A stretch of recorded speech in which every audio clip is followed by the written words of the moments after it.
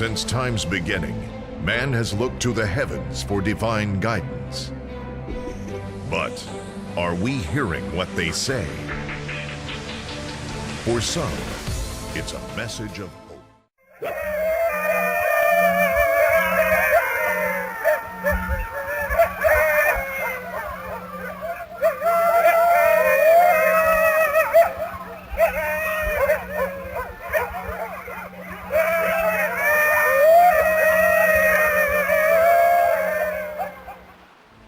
For others, of coming destruction. The heavens await the coming 4 blood moons.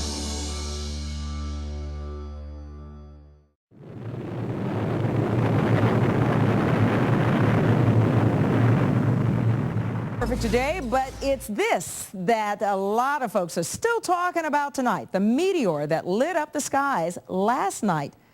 It really only lasted for 3 seconds, and then poof, the lights went out.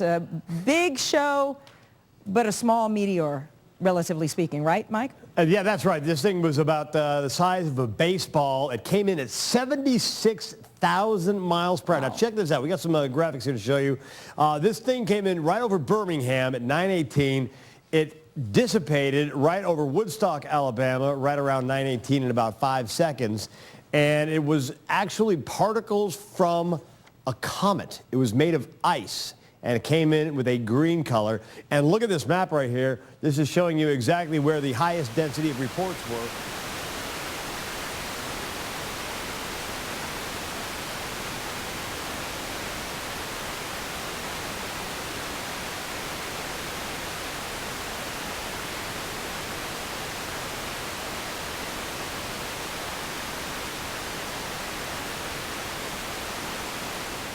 Of what a two-state solution would look like. What does that do to the relationship between the United States and Israel? Well, we hope that won't happen.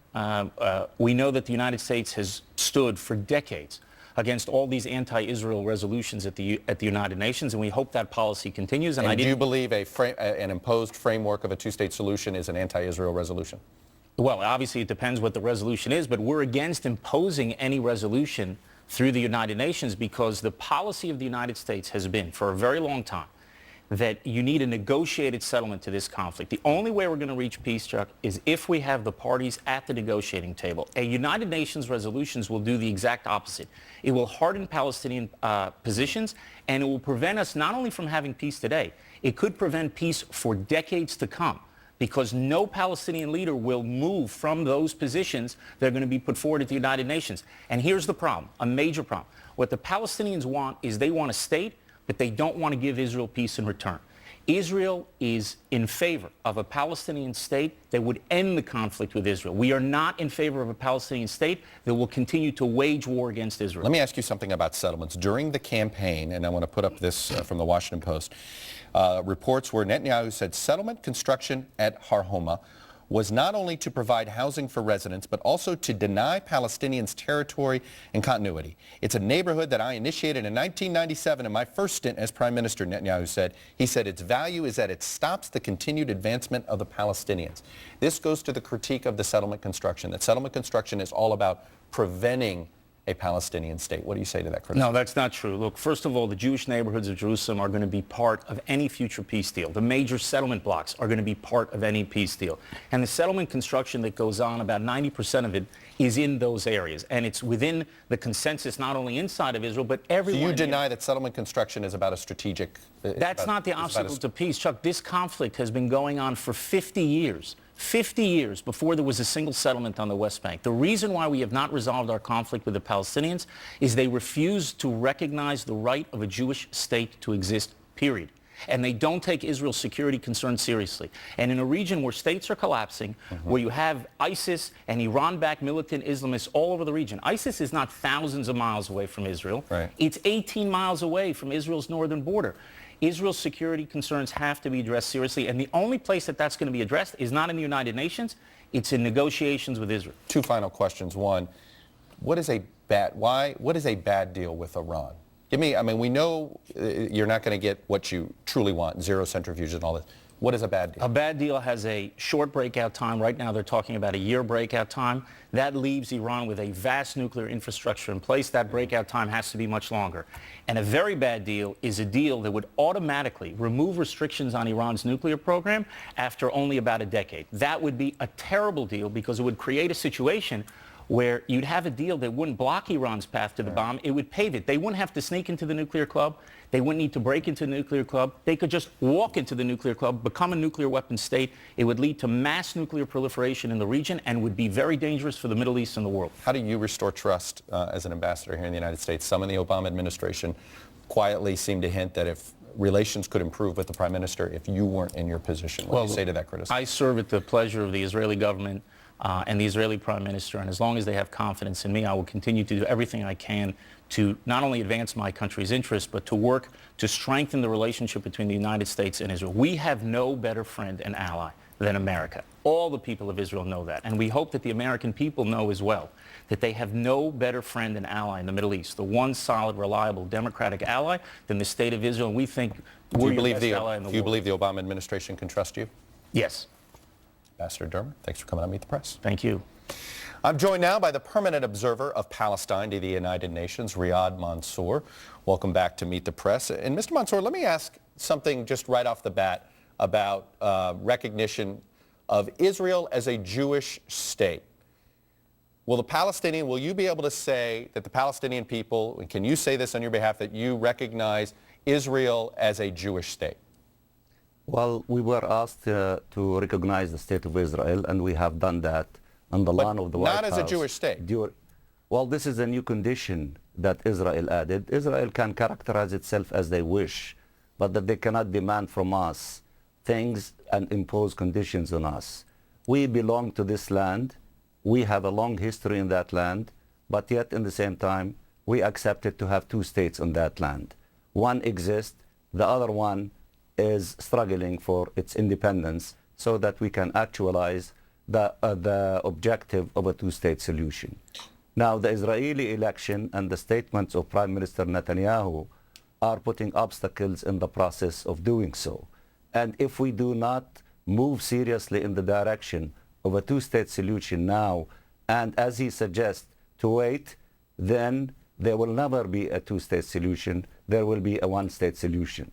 And if we have a one-state solution, the majority will be Palestinian Arabs, the minority will be Jewish. And it will not be democratic if they want to impose on us an apartheid system. It did not work in South Africa.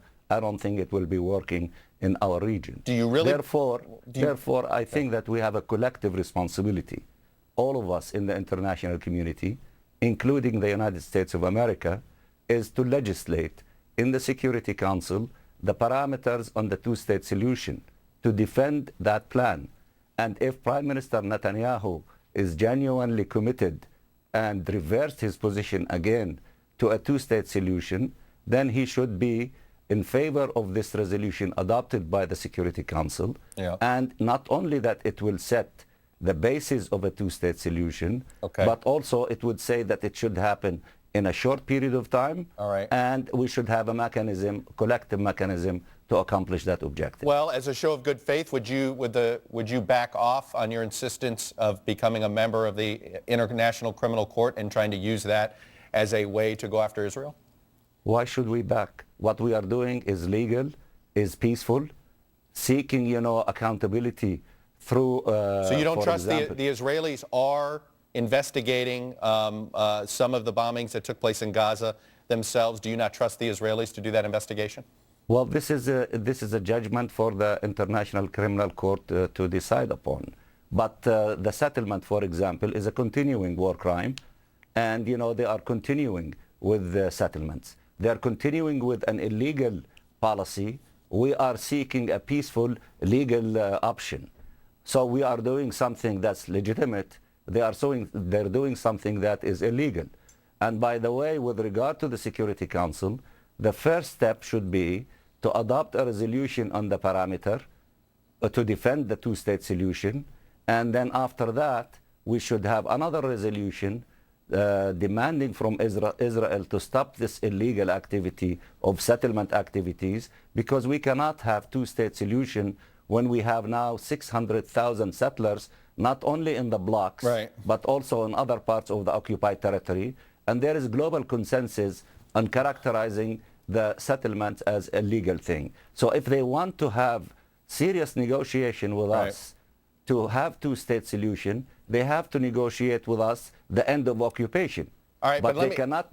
Go ahead. All right, but I want to go back to the International Criminal Court, because if you go ahead with this in April 1, you already have Israel withholding tax revenue to the Palestinian Authority. And that is also a legal thing to do. But the United States, it is United States law, it was passed in a congressional resolution that if you do this, the U.S. will withhold its funds. Are you willing to risk the financial stability of the Palestinian Authority by going this route, which, by the way, the International Criminal Court has been unsuccessful at going after people who have truly committed horrid crimes? This is not a reliable place to go. Listen, you know, what people should appreciate what we're doing. We are refusing to seek violent ways to try to resolve this conflict. We are seeking peaceful ways, whether through the Security Council, which we have been blocked often, or through a legitimate international criminal court or the International Court of Justice. We are seeking peaceful legal methods to seek accountability, to address these issues, and to fight for the right, for the causes of the Palestinian people. So those who are punishing us for doing so, what message are they giving us? Okay. The message that they're giving us: go and fight, and we don't want to fight. Well, we don't want to be like other states around us. If you don't want to do that, then are you going to renounce your partnership with Hamas? Well, this is another issue, and I am glad that you posed the question. When we were divided, it is not true that it was not the policy of the Prime Minister Netanyahu. I heard with my own ears the ambassador of Israel in the United Nations, who was speaking on behalf of Prime Minister Netanyahu, saying in the Security Council debates, how can we negotiate with Mahmoud Abbas when he doesn't represent all the Palestinians? But will you renounce Hamas? So when we were divided, they did not want to negotiate with us. When we are united, they don't want to negotiate with us. And by the way, it was Prime Minister Netanyahu who negotiated with Hamas a ceasefire during the second war with Gaza, and it was him who negotiated with Hamas the release of prisoners. So that means, so the answer is no. Why is it legitimate for him to negotiate with Hamas, and it is not legitimate for us to put our house in order? All right, I will leave it there. You have answered my question then on Hamas. Riyad Mansour, I appreciate you coming on Meet the Press. Thank you.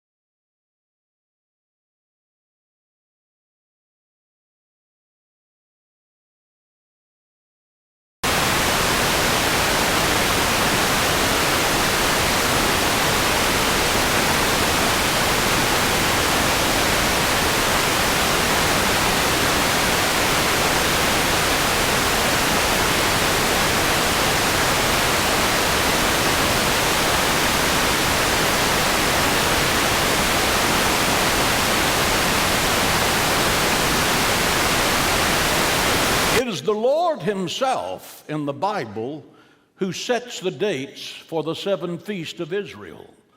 Passover has been set for thousands of years, as has Sukkot, which is the symbol of God's protection of the Jewish people while they were in the wilderness. When you come to Nisan 1, this is the day that the children of Israel were liberated. Passover, April 4:14, and then Sukkot, again, the 9th and the 15th. These dates are all set in the Bible. So I'm going to say this very clearly because I can hear the national television audience writing the notes right now. None of these dates are mine.